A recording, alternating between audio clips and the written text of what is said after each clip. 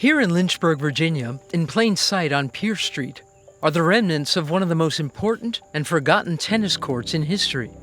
The two rusted poles that protrude from the ground provide clues that this was once the setting for something special, where African Americans such as Althea Gibson and Arthur Ashe honed their skills during the 1950s and 60s as they strived to break the color barrier in the sport.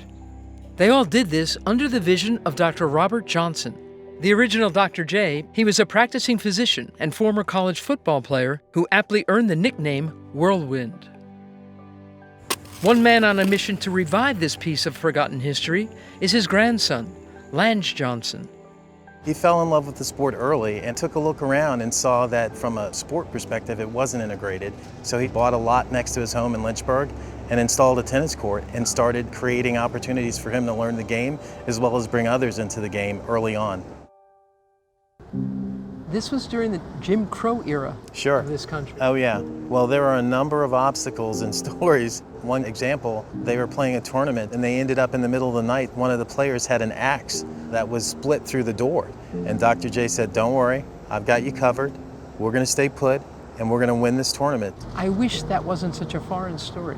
He knew that you had to be above board. Don't react to the violence, even on court. Don't make any calls that would even imply that you had taken a point from your opponent. Make sure you give them the benefit of the doubt 100% of the time. I think ultimately it made them stronger and better competitors. And people. And people. The Martin Luther King prophet of tennis that was his edict. He really wanted to make sure that people got their message across. And the best way to do that was conduct yourself professionally, but also win. Because if we won, people would start paying attention. In 1956, the world paid attention as Althea reached the mountaintop, becoming the first African-American male or female to ever win a major title.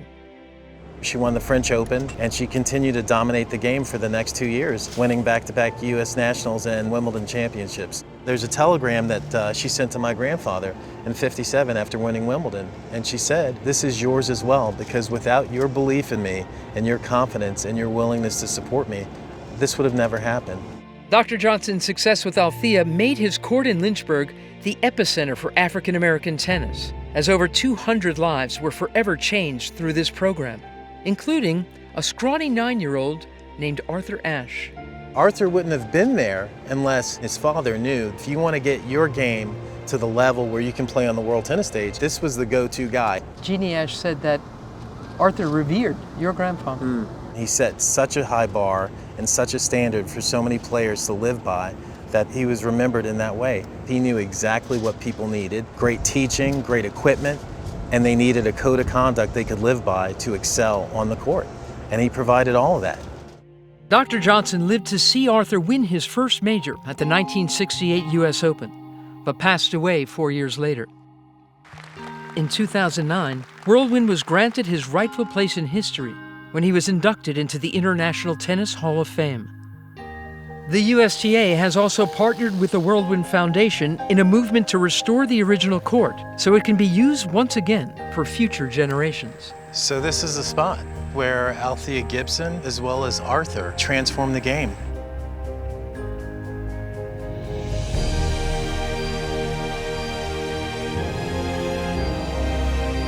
Thank you all for being here today on this special occasion.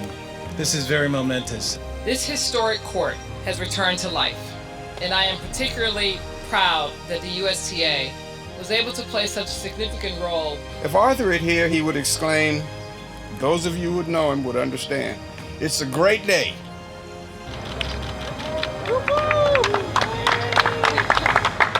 The things that happened in this city on that backyard tennis court are absolutely incredible. So we're committed to not only preserving the court and the home, but also install a museum so people can come and see exactly what it was like to play in this environment and be on that court. I wonder what Dr. Johnson would think seeing Arthur Ashe Stadium where Serena Williams and Venus Williams play. Well, I think he would have to be extremely proud. It would mean to him that he had accomplished what he set out to do, break the color barrier in the sport.